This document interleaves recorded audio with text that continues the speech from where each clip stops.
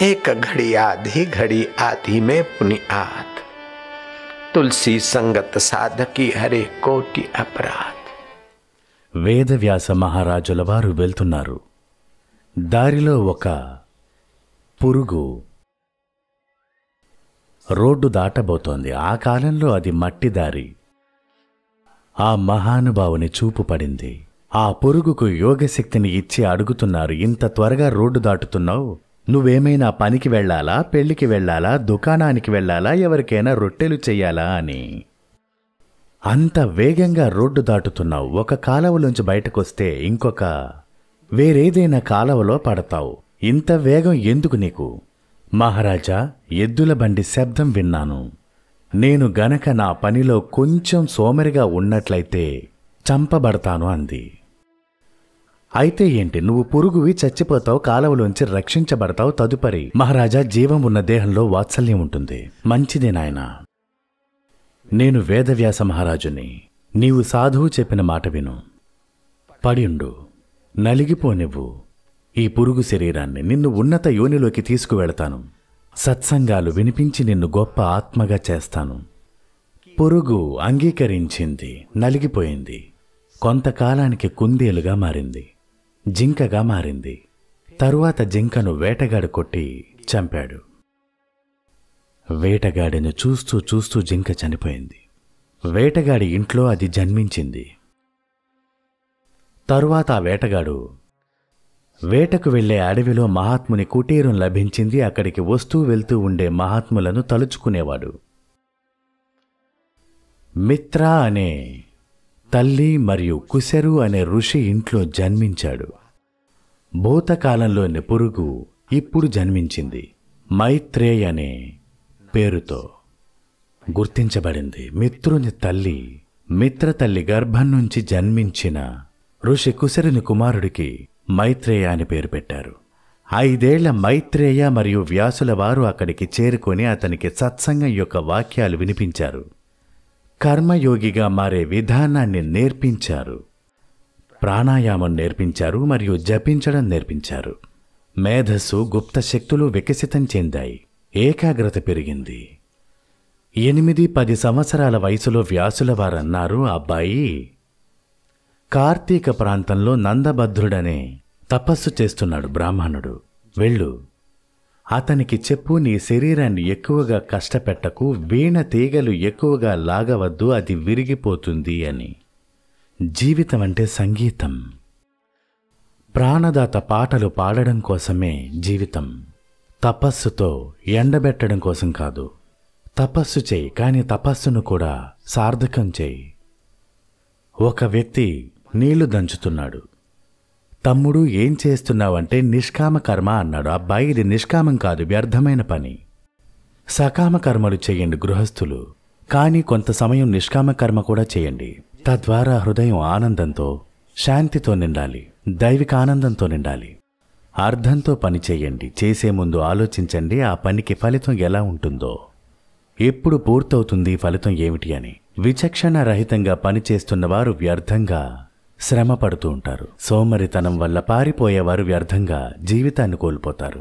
పనికిరాని పని చేసేవారు వ్యర్థంగా జీవితాన్ని కోల్పోతారు. సార్థకమైన పని చేయండి. పరిణామం దృష్టిలో పెట్టుకుని చేయండి. సకామ భావంతో చేయండి. మరియు కొంతకాలం కర్మలు నిష్కామ భావంతో చేసి మీ హృదయాన్ని హృదయేశ్వరుని ప్రేమ, ఆనందం, మాధుర్యంతో నింపుకునేందుకైనా చేయండి.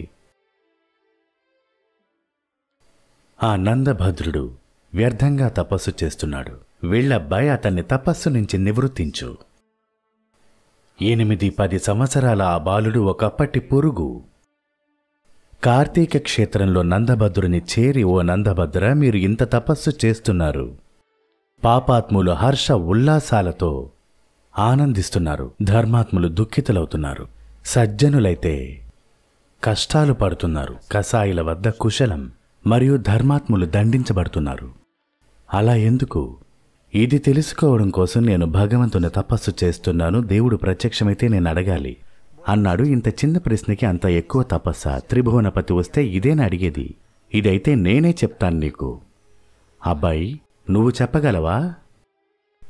ఎవరైతే వారి కర్మలో పురుషార్థాన్ని ఉపయోగిస్తారో ప్రాణబలం, మనోబలం, బుద్ధిబలాన్ని ఉపయోగిస్తారో వారి ప్రారబ్ధం అనుకూలంగా ఉంటే వారికి విజయాలు కలుగుతాయి.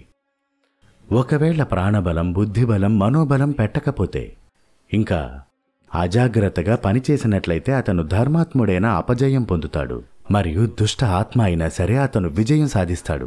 ఎందుకని అంటే చేసే పని పట్ల వ్యక్తికి ఆసక్తి ఉండాలి. కర్మలో కర్త యొక్క మనోబలం, మనోయోగం, బుద్ధియోగం ఇంకా కర్మయోగం కావాలి.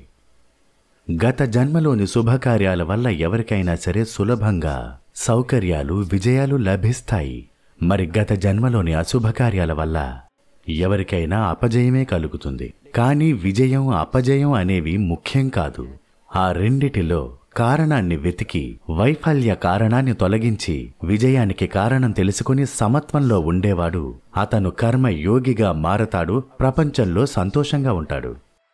నందభద్రుడు ఆశ్చర్యపోయాడు. ఒక చిన్న ఉపన్యాసంతో మీరు నా సందేహాలన్నింటినీ నివృత్తి చేసి మట్టిలో కలిపేశారు. నేను స్వస్థత పొందాను, నేను సుఖాన్ని పొందాను, నేను సంతోషించాను. నేను అనుకుంటున్నాను, మైత్రేయ అనే బాలకుని రూపంలో ఉన్న నారాయణుడి అవతారం నువ్వు. అతనన్నాడు, నేనేమిటో నాకు తెలుసు, వేదవ్యాస భగవానునికి తెలుసు. కాని ఒక పురుగు హృదయంలో దాగి ఉన్న చైతన్యం కూడా పరమాత్ముని సత్తాతో ఎంతగా కలిసిందంటే అది బ్రహ్మదేవుడు కలిసినట్టు.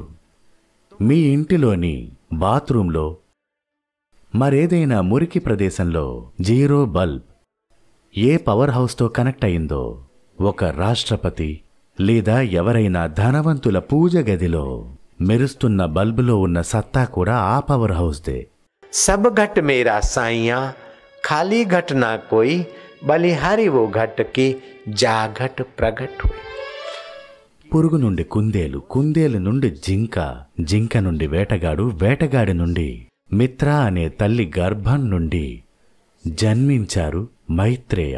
మైత్రేయునికి గురువుగారు జ్ఞానము, సాధన ఇచ్చారు. ఆయన మైత్రేయ ఋషి అయ్యాడు. ఇప్పుడు విష్ణు పురాణంలో ఉన్న ఆధ్యాత్మిక యోగం, అందులో మైత్రేయ ఋషి మరియు పరాశర ఋషి మధ్య సంభాషణ వస్తుంది. నైమిసారణ్యంలో మైత్రేయ మహర్షి సాధువులకు, సంతులకు ఉపదేశాలనిస్తున్నారు. ఎక్కడ కాలవలో ఉన్న పురుగు, అతను మైత్రేయ ఋషిగా మారి శాస్త్రాల్లో గౌరవించబడ్డాడు. అందుకే ఎప్పుడూ కూడా జీవుడు తన యొక్క ఆత్మను శపించకూడదు. తనను తాను దీనులుగా, హీనులుగా, పనికిరాని వారిగా భావించకూడదు.